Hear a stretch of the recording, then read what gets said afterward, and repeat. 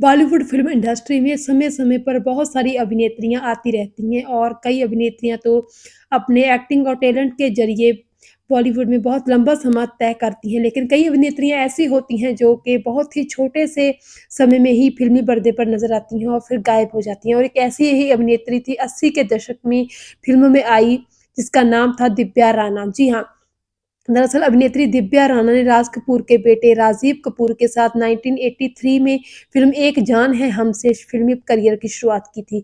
उन्होंने राजीव कपूर के साथ ही फ़िल्म आसमान में भी काम किया था, लेकिन दोनों हीरो और हीरोइन की यही बदकिस्मती रही कि दोनों फ़िल्मों ने ही बॉक्स ऑफिस पर कोई ख़ास कमाल नहीं किया था। हालाँकि दोनों की नज़दीकियाँ काफ़ी बढ़ गई थी इस फ़िल्म के दौरान और काफ़ी नज़दीक आ गए थे दोनों एक-दूसरे की। राजीव कपूर तो दिव्या राणा के साथ अपने रिलेशन को काफ़ी सीरियस समझने लग गए थे और कहा जाता है कि जब राज कपूर ने अपने बेटे राजीव कपूर के करियर को सँवारने के लिए फ़िल्म राम तेरी गंगा मैली बनाने का फ़ैसला किया, तो दिव्या राणा भी इस फ़िल्म में शामिल की गई थी।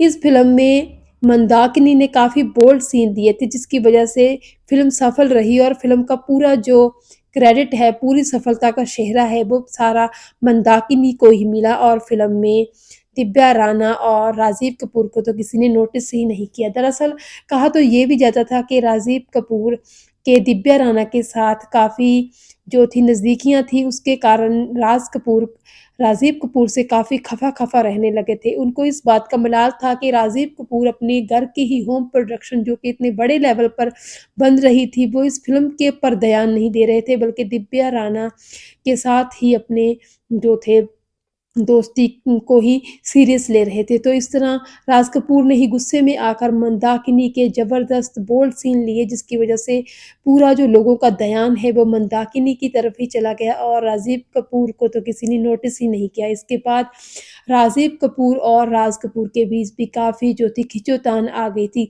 बहरहाल हम बात कर रहे हैं अभिनेत्री दिव्या राणा की। दिव्या राणा ने इस फ़िल्म के बाद भी और बहुत सारी फ़िल्में की और बहुत सारे हीरोज़ के साथ भी फ़िल्में की जिसमें उनकी फ़िल्म गरीबों का दाता, एक ही मकसद, माँ कसम, परम दर्म जैसी फ़िल्में थी। ये फ़िल्में भी बॉक्स ऑफिस पर कुछ ख़ास कमाल नहीं कर सकीं।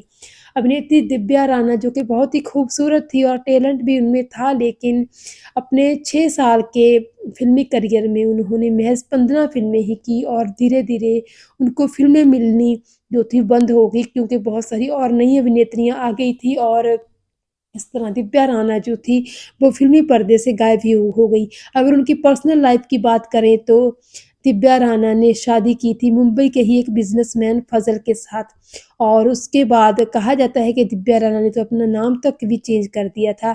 उनके 2 बच्चे हैं और दिव्या राणा आजकल मुंबई में ही रह रही हैं। उन्होंने फ़िल्मों से दूर होकर, लाइमलाइट से दूर होकर अपने आप को फ़ोटोग्राफ़ी में पूरी तरह बिज़ी कर लिया। वो एक कामयाब फ़ोटोग्राफ़र भी हैं। इसके अलावा उन्होंने अपने एक और शौक जो थी मिट्टी की मूर्तियाँ बनाने के शौक को भी जारी रखा और वो आजकल काफ़ी अच्छी जो है मूर्तियाँ भी बनाती हैं। तो इस तरह अ, जो थी दिव्या राणा एक बार फिर फ़िल्मी लाइमलाइट पर में आ गई थी जब राजीव कपूर उनके को-स्टार राजीव कपूर का देहांत हुआ था। उस टाइम दिव्या राणा राजीव कपूर को देखने पहुँची थी और उनको देखकर खूब जो थी फूट-फूट कर रोई भी थी। उस टाइम पे भी मीडिया की काफ़ी सुर्खियों में आ गई थी दिव्या राणा। तो इस तरह दिव्या राणा का छोटा-सा फ़िल्मी करियर था लेकिन इस छोटे से फ़िल्मी करियर में उन्होंने काफ़ी अच्छे यादगारी रोल भूमिकाएँ निभाई थी। आपको दिव्या राणा की फ़िल्म कौन-सी पसंद है? कमेंट सेक्शन में ज़रूर बताइएगा।